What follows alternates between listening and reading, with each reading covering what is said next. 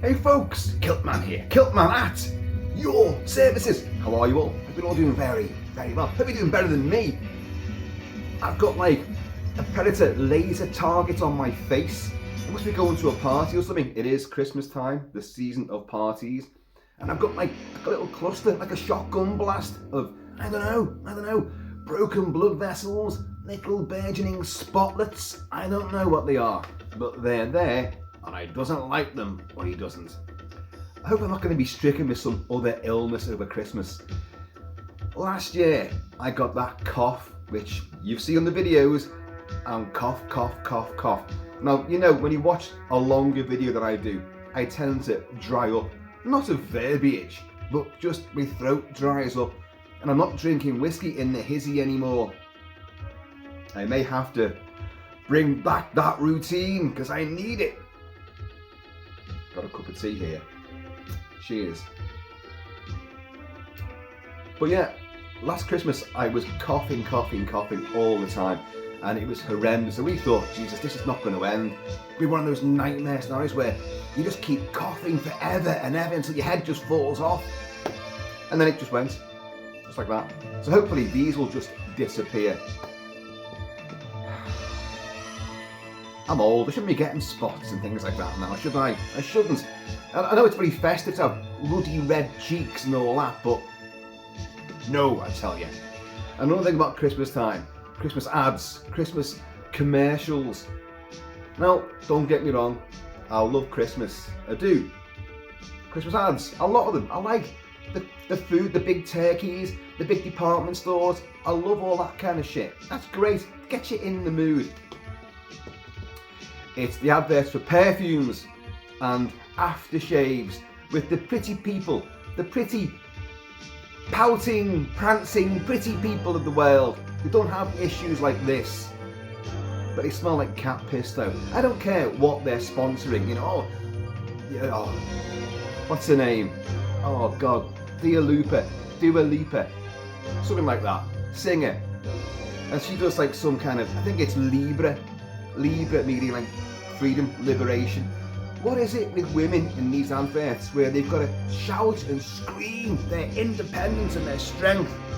And she does this thing, and she's very sexy and all that, but she strides across a flaming beach scene or something, and then she goes, freedom doesn't wait. What does that mean? What does that actually genuinely mean? Freedom doesn't wait. Doesn't wait for what? A bus? Doesn't wait for in line for the cinema ticket? Can you imagine like Braveheart? Freedom! Because hey lads, it doesn't wait. Freedom, you gotta take it by the balls now. It don't wait for you. What does it mean? Or even like Gladiator. Maximus is talking to Proximo, the Gladiator trainer. You were a gladiator? Yes, I was. You won your freedom? Because I've heard it doesn't wait. What does it mean? Freedom doesn't wait. It's all posturing and that like sense of self-pride and independence. And the screaming, they always do the screaming. And Dua Lipa does this, she goes, ah, like that, this stupid scream. And another one, which has been running for years and years now, is Natalie Portman, who I hate at the best of times. I don't find her at all attractive, I do not. So I'm only going to give her that get out clause. And I don't know what she advertises. I don't know, is it Christian Dior or something like that? I don't know what it is. I don't care what it is. What I care about is a fucking 3-minute bloody advert where she's dancing around on a beach and trying to be all hard and yet seductive at the same time. I'm in control of every situation. And she's driving a beach buggy and with a headband on, and she goes, baby! Oh, crash, please, God, crash, die in burning agony. Oh, God. And sometimes they double up these ads. So you get Dua Lipa, and then you get Natalie Portman, one after the other. And then you get that prat, Austin Butler with, I don't know, what's it called? Mystery? I don't know. Mystify? Mr. Me? You know, it shows you my best side, my rugged side, my handsome side, my serious side, my emotional side. And he's got little fake tears. Oh, get lost. Stop it. You know, I don't like perfumes and aftershave anyway. I've never had a nose for like perfumes. You know, like sometimes you're at a party, I'll say talk about parties again, and they go, she smells lovely, doesn't she? I'm like, no, it just smells like cat piss. I really don't have any affection for fragrances. It just doesn't matter to me. And I think if you're wearing something like that, then you're disguising the fact that you've got BO. So I don't even wear any sort of, you know, all that kind of stuff, because I don't smell. I do not smell. I've had it on good authority that I do not smell for at least one day of the week. But I just can't stand all this and the way that the adverts are constructed. You've got Jake Gyllenhaal and a big fucking super duper futuristic catamaran going across like a water world landscape, you know what I mean? A water world seascape. With the wind and the elements are in his face, salty, briny water, and he's like looking really. He's prettier than Natalie Portman, I'll be honest.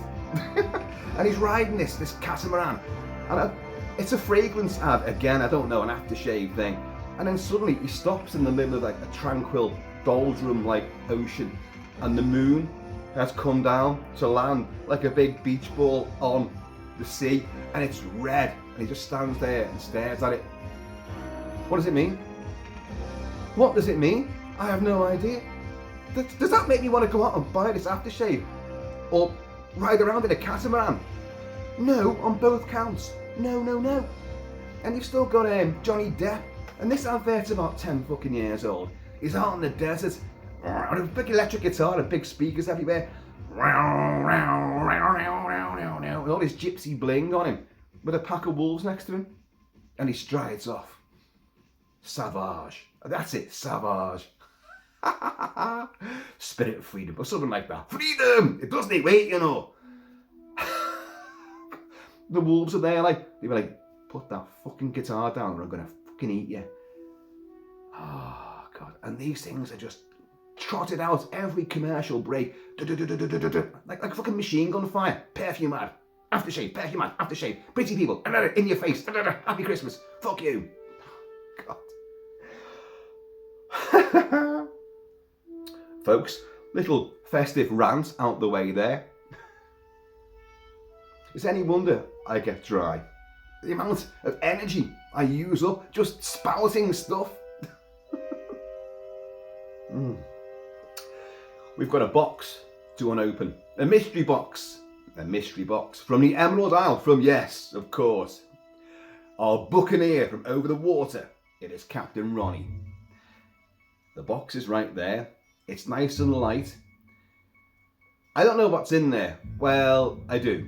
I know something that's going to be in there. And you guys, regular viewers, know as well that Captain Ronnie from the Emerald Isle sends over Tato drops. Tato's are the Irish crisps. More specifically, Northern Irish crisps, which you can't really get in the UK. You can get a version of them in some stores like Lidl or Aldi, but they ain't the same as what he sends over. And he sends over smoky bacon because they are, without a shred of a doubt, my favourite crisps of all time. Every crisp has jam-packed flavour running through its little crispiness, and you put them on your tongue and they melt flavour. You put them through for your mouth, they melt flavour. They fill your mouth with a cornucopia of flavour. Well, smoky bacon preferably. I loves them, I does. So in there will be some Tato's. And the thing about the smoky bacon Tato's, because of new laws from Brussels, you won't be allowed to have smoky bacon flavours anymore after a certain time, which I think is next year. You won't be able to have smoky bacon. So we're stockpiling them in the kilted bunker, you know, for when World War III doesn't break out. It won't. You've got a tartan guarantee on that. And speaking of tartan, very festive, very red, yeah. The Royal Stewart. Oh, I looked very fat then, didn't I? Oh. It's a big kilt.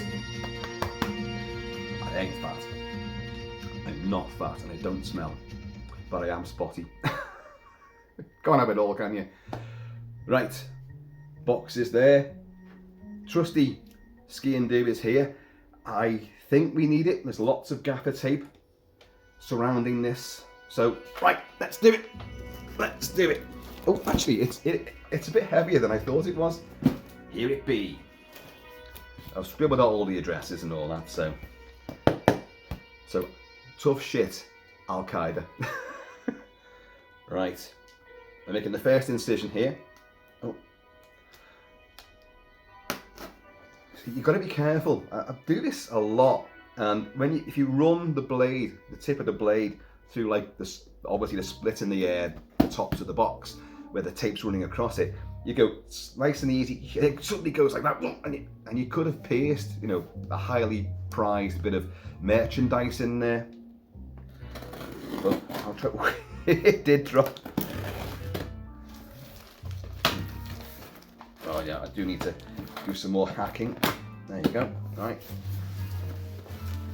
I'm playing, by the way, Arthur B. Rubinstein's score for Blue Thunder. Oh, Blue Thunder. Roy Scheider in a super duper LA police helicopter, experimental, called Blue Thunder. Fighting terrorists and all sorts, and hell, hey, straight away. Let's move that. Cheers, Captain Ronnie, by the way. Cheers, mate. I would raise a wee dram, but that'll have to wait till later. I mean, I'm not drinking in the house, but I'm drinking when I go outside the house, which means I'm drinking twice as much when I'm out as I would do normally. Oh, well, okay. Potatoes! There they are, potatoes! Smoky bacon. I can see something else in it as well. Oh, I'm seeing things ahead of time. 2 big bags of potatoes, smoky bacons. Oh, and I will be diving into one of them very certainly in a minute or two. But there's more. There's more potatoes. It's a Christmas pack of potatoes. Turkey ham and stuffing. Oh, that's a big bag, isn't it? Right. Oh, do I open that one? Oh, I don't know. I mean, when you get these are sort of like family bags, aren't they? Who cares about anybody else? They're mine. Ooh, there's another one. This is Christmas as well. Party mix, Christmas gammon flavour. Christmas gammon. I don't think I've ever seen gammon flavoured crisps at all before. And I like gammon, so. Oh yeah. Oh, cheers, Captain Ron. I'm gonna open one now. I'm doing it. But I'm going into the tried and trusteds. Here we go. Now, I knew they were going to be in there because, well, basically he always sends them anyway. But he said something in a message a few days ago about this pack. He said there's something in there which you can maybe add to one of your bacon and sausage butties. Because I don't know if some of you newer viewers, I've done a lot of, well, not a lot, but I've done a few videos like cooking with Kilty.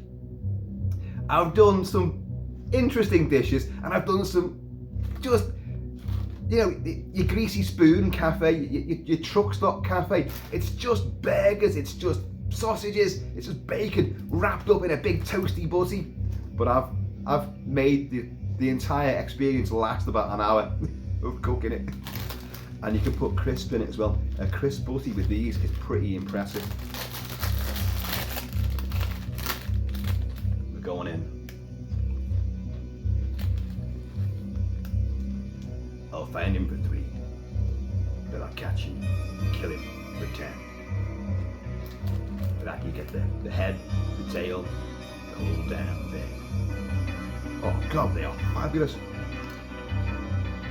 I mentioned that Jaws there because there's usually something Jaws related as well from Captain Ron. Usually. Might not be this time, but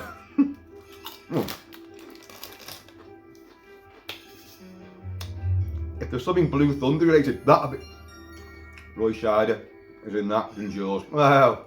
There you go, there's our connection. Well, another connection.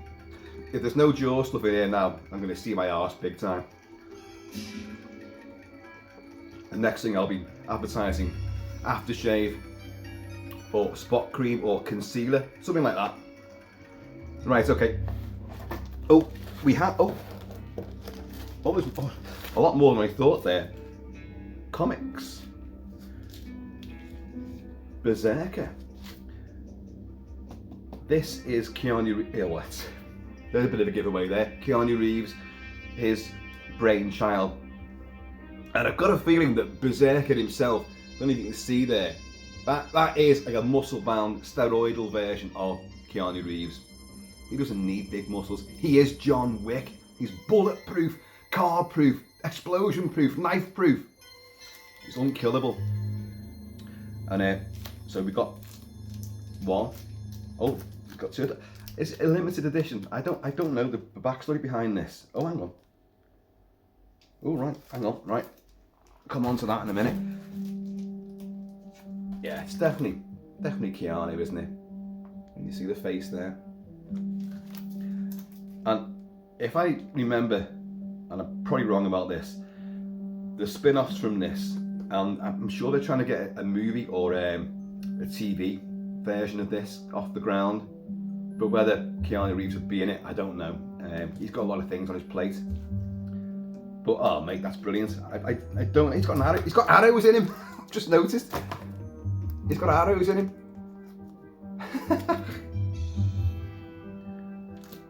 Oh, I wish it said exactly what the synopsis is. Is he a mercenary? Is he some kind of superhero or anti-hero? I don't know. I don't know the backstory behind this. I just know that Keanu Reeves is the man behind it. And we have here Year Zero. And that's very timely. Now we've got the trailer for 28 years later. Zombies, but they're not zombies, they're rage victims. Although 28 years later, what's the virus done to them now? They should have died out. Good trailer though, I'll be honest. I'll be covering that, in depth when the time comes. But Year Zero is a zombie apocalyptic story which takes in different people in different areas, different countries and their situations. It's a time-worn, how many zombie apocalyptic stories are there? Not enough! You can never have too many, can you? And he sent me these. Well, is this volume 2, issue 1? Right. He sent me, I think, 5 from volume 1 a while ago. But it's missing volume 2, so it's missing issue number 2. So we got 1, then we got 3, 4, and 5, I think. And he said, I couldn't get that one. So I read the first one, and then I didn't read any more, I'll be honest, because I thought, does it all follow on? Or is it different people, and then you may all meet up? I don't know, I'll have to get cracking. But this is volume 2, issue 1, volume 2, issue 2. We got an issue 2 this time. Volume 2, issue 3, I haven't written in the same place. Issue 4, issue 5. Okay, so we got the full hit. I see they made them on different locations. That's like Hawaii or Tahiti or something. But she's zombified, if you can see that. She's zombified. And I'm presuming that's Africa somewhere, because you've got lions going for it there. That's just reminded me of another advert.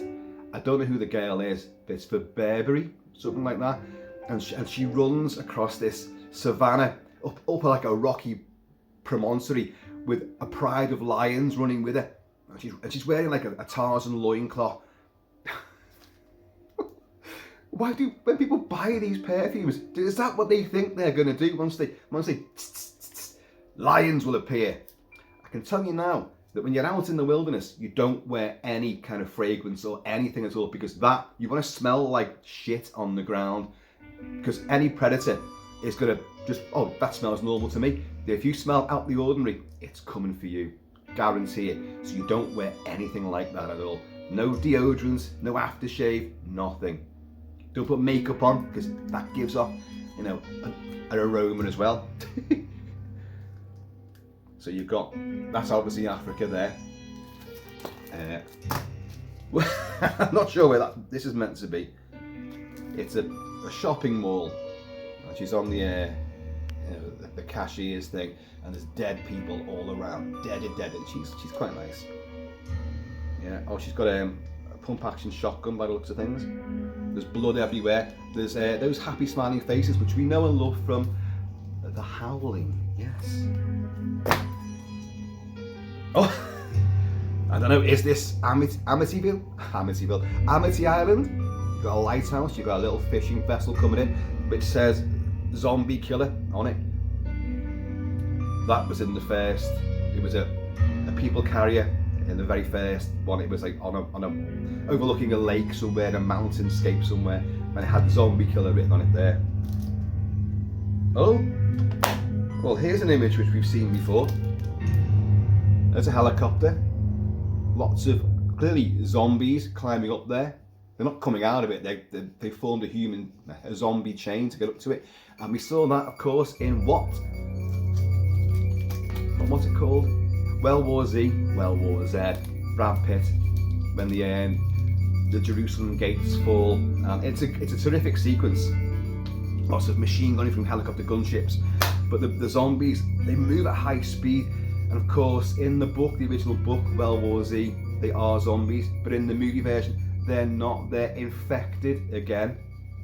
It was a time when people were afraid to call a spade a spade. Note to self, they still are. But you didn't call vampires vampires. You didn't call werewolves werewolves. And you definitely didn't call zombies zombies. They were just infected. They're ill. They've got a virus. But you're telling a zombie story. You know, just be honest about it. Oh, God. Normal packs of crisps, no matter what, apart from these, no matter what brand they are, you get about halfway down them, and some of them, they've no flavour at all, or rather you become kind of immune to the flavour because it's just so really bland. These just retain it. Oh, I'm a massive advert for these, aren't I? And that's to you, the rule makers in Brussels. Arrgh. Right, there's things here. Now, oh, it's a book. A book? No, it's a box. A box. This is a great soundtrack, isn't it? Let's get on to the river chase. When he hijacks Blue Thunder, Malcolm McDowell, who's an arch enemy from Vietnam, just happens to be on the LAPD payroll as well. Oh, it's sealed up as well. Can I slide it out? Oh, what the hell is this? Oh, I'll just rip it, mate.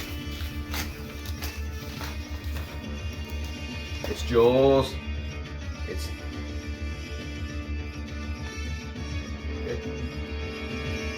a jigsaw? Is it a jigsaw?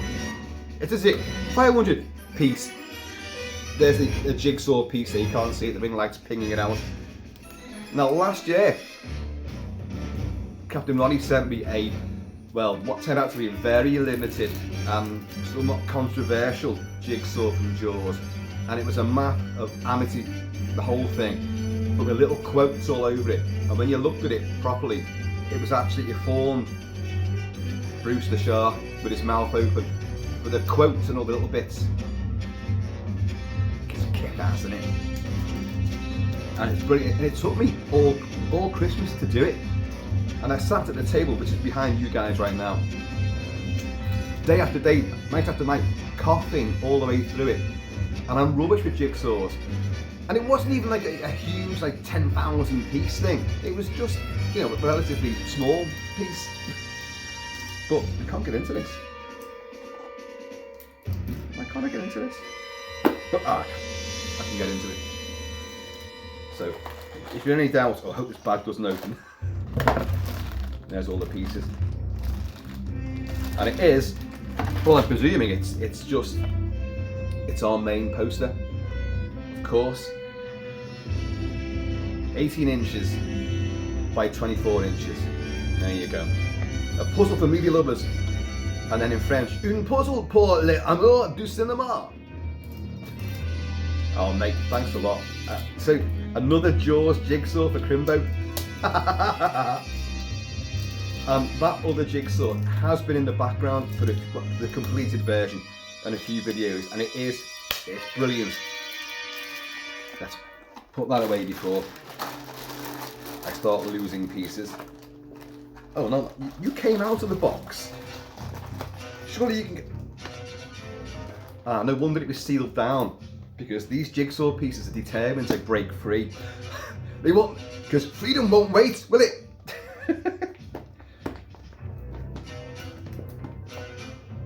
Doesn't quite work. Oh, cheers, mate. Alright. There's 2 more boxes in here. And they look, I think I know what's in them. They're mug boxes. Having received a lot of mugs from various people. Astrodyne, your friend of mine, Astrodyne, a traveller in time, has sent a lot of mugs to me. And in those big crates, not great big mugs, but great big crates full of lots of stuff, and mugs are in there. And I can tell you now, there is a great big crate coming from Astrodyne, even as we speak. It may turn up today. Ooh. Don't mind to do. Right, okay. Oh, that's not a mug. That's an empty box. What the hell's in this? Gonna have to cut through. That feels completely empty.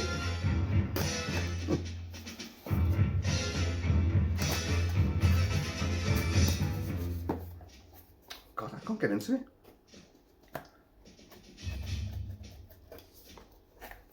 He's put a lot of tape on this. Oh yeah, that's probably done it now. It hasn't.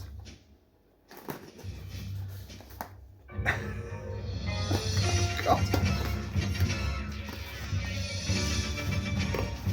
Well, there's something in it.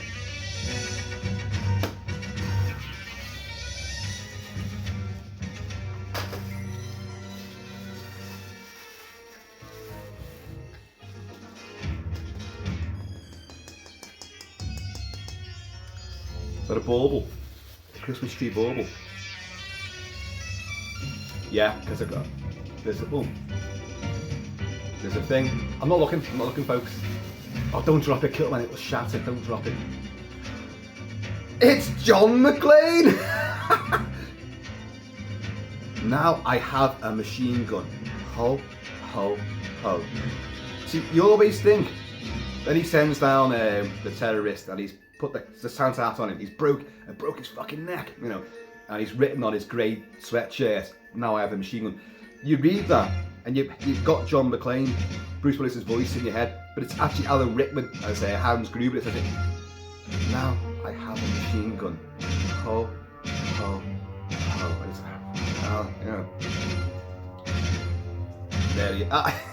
He's got a Santa hat on. Now, should have put Jaws on, shouldn't I? I'll tell you what I'm going to do. I'm going to play some Die Hard. Every year you get this conversation, do you not? Every single year, people go, what's your favourite Christmas movie? And I always go, well, it's 2, it's Die Hard and Lethal Weapon. And you go, they're not Christmas movies. They fucking well are. They're set at Christmas. Christmas is mentioned a lot.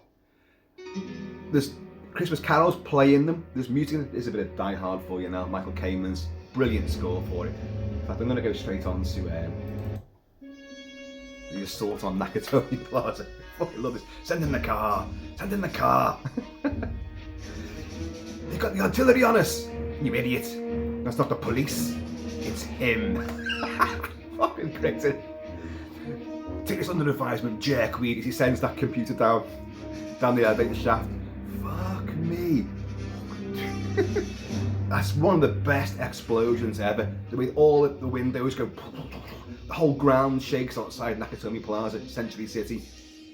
Kills a couple of terrorists there. And the shockwave, the flame ball comes up the elevator shaft. It's like, shit. Oh, it's brilliant. But again, I was in the pub and I just got in there as well, and 2 whiskies came out. Oh, God, I wish I had some whiskey right now. And a couple who stood next to me at the bar went, Kilt-Man, Christmas movies. And I went, best one, Die Hard. And she went, exactly. And she slapped her husband, not in the face, but across his shoulder. She told you, Die Hard's a Christmas movie, and it's the best one. He goes, that's not a Christmas movie. But it fucking is. How could it possibly not be? Jingle bells on the soundtrack, there's Christmas trees. It takes place during a big Christmas party in an office on Christmas Eve. Oh, that's great. Oh, that won't shatter. A lot of baubles are made out of that really fine, very thin. I don't know if it's actually plastic, but you drop it, or you flick a bogey at it, it just goes. It's a million shards. That's proper hard. You can bounce that round. I'm not going to try it though. The SWAT team's coming in and all that. Don't be impatient. Just wound them.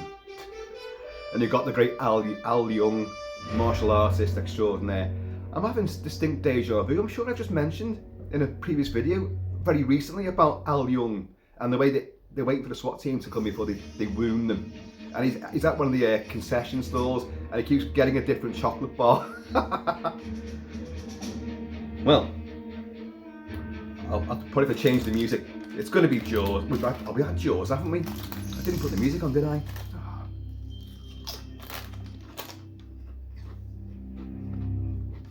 Let's stick with this. I love this music. I mean, in theory, Die Hard, not in theory, but Die Hard 2 is a Christmas movie as well.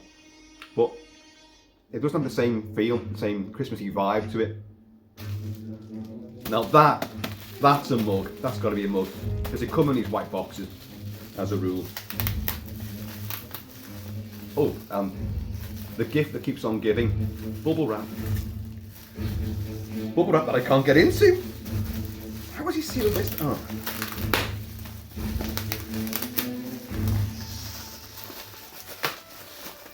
Yippee-Ki-Yayyy, motherfucker. I can't get into this. Oh, I'll tell you what, I'm making a meal out of this, aren't I? No, I'm making a meal out of this. Doo-doo-doo.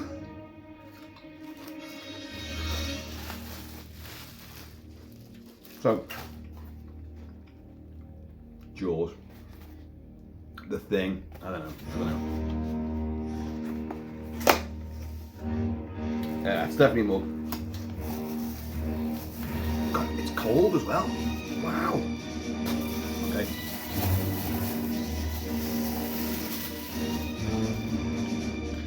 I've shut my eyes and I can see that the ring light is just burnt into the retina.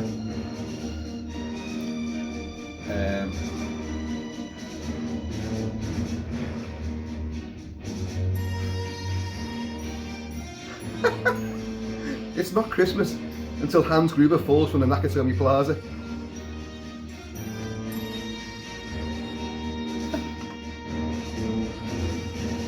Oh, and what a great scene.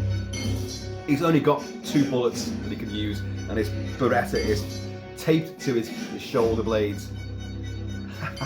And you all start laughing. The one that looks like Huey Lewis, he was the guy guarding the entrance to the Nakatomi Plaza, posing as the receptionist there. And you all start laughing, and they've got the plunger and all that, like. And he's got hold of Bonnie Bedelia. Hans Gruber's got hold of Bonnie Bedelia, Mrs. McClane. What is it now? After all your posturing, nothing more than just a common thief. I am an exceptional thief, Mrs. McClane, and since I'm moving up to kidnapping, you should be more respectful. And he throws her to the ground, and her blouse goes opens, and Bonnie Bedelia's almost pop out. Great sequence. But he shoots Hans, and he falls through the window. He's hanging there, isn't he? And why am I describing it? You know exactly what happens. And he's dragging, Bonnie Bedelia out the window as well. And in slow motion, John McClane manages to unclip. It's a Rolex. Show him the watch. Show him the watch. And then, it's a Rolex. Smarty bastard right now. Tell him you don't know me. Hans, booby, this is radio, not TV. Put the gun away. And he does that slow-mo fall. And he cut to Dwayne T. Robinson, LAPD police chief, and that he, well, better get some more FBI guys because the fucking helicopter's exploded. And then John leaps off on the fire hose, and you know all this. Then it cuts to them, and then you see like a proper real speed falling down the side of the building. But you've got that drop, and it's great because Hans Gruber's hair, which is immaculate, is going in the wind in the drop, which apparently was his last day of filming because he said, "Oh, I'll do that." Oh, a fall of about 30 feet he did, you know. So he says. He's fond of saying this, or he was fond, because we lost Alan Rickman, God, a few years ago now, didn't we? And of course he's in another big Christmas movie, Love Actually, playing a love rat. And he said, like, yeah, I said to everyone, I'll do it, and they were like, Christ, all the producers were like terrified. Hang on a minute. Okay, well, if you're going to do it, that's the last day of your filming. We can't afford you to die at the start, to die hard at the start of it. Isn't that great? So it was Die Hard again. Oh, that's outstanding. I feel like pouring my tea into it now. No, wash it out first, Kilt-Man. Two heroes. Well, actually, he's not a hero. Actually, without even being technical about it, he's a bad guy. He's actually a villain, not a hero in the least. But as well as Bruce Willis and the entire ensemble cast, who were all great in Die Hard, it's Rickman, and it was Rickman's era. He would be in Robin Hood, Prince of Thieves, also scored by Michael Kamen. He'd be in Quickly Down Under as well with Tom Selleck, a relocated western. I've covered all these movies as well. But my God, he was excellent as a villain. But there was a danger of him just doing nothing but these urbane, sophisticated bad guys who could have witty repartee, witty banter with their antagonist. But thankfully, he moved on to comedy, things like that. Although all his bad guys are also semi-comical. Even Hans Gruber is funny at some points. It's a very nice suit, Mr. Takagi. You'd be ashamed to ruin it. And Alexander wept when he saw the breadth of his empire, for there were no more kingdoms left to conquer. I love models, you know.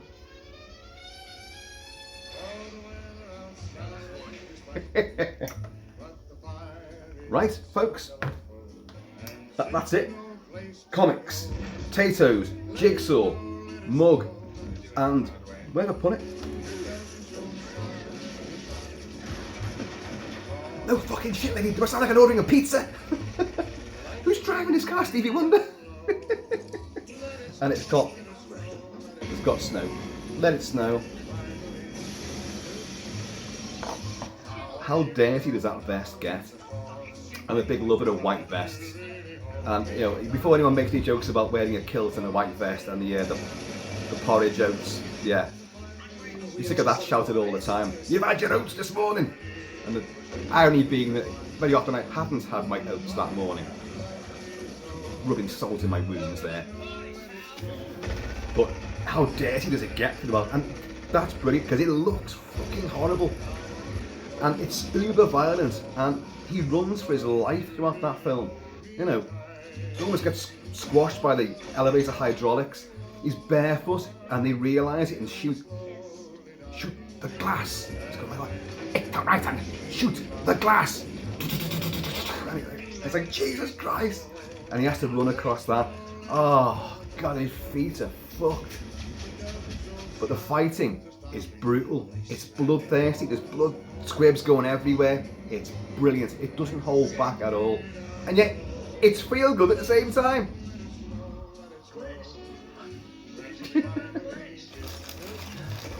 Right.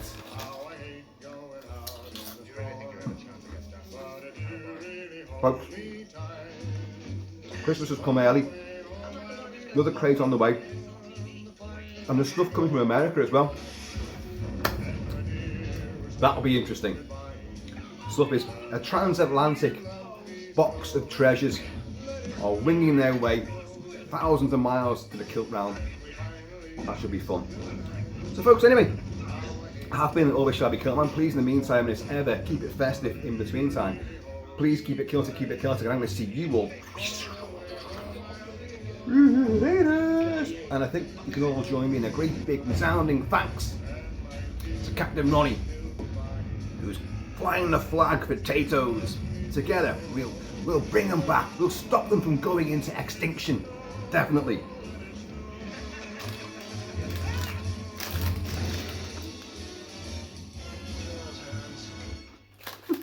Happy trails, man. We're going to finish these before I turn it off. Forgive me while I indulge. Oh, I wish you could experience what I'm experiencing.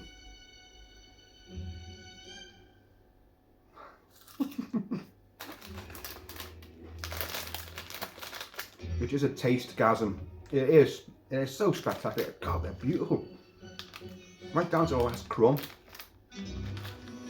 And speaking of people in pubs and little conversations you have, very recently as well, I was eating a bag of hula hoops, the barbecue beef flavour hula hoops, which are pretty damn tasty as well, but they're also tooth breakers. You'll crack your teeth on those things. And I was doing that, you know, when you get to the end, you kind of crunch them up a little bit. And then you go. You swig them down. And someone said, oh, I hate people that do that. I hate people that fucking tell me that. Don't like it. Fuck off. Oh, it's so uncouth. Uncouth. I said fucking uncouth. Fuck you.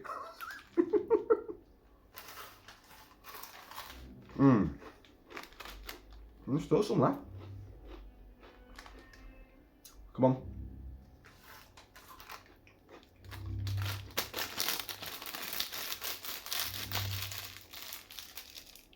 Uncouth my arse. Right, I'm out of here, folks. Take it easy, be happy, be healthy. Eat, drink, and be merry. It's that time of year.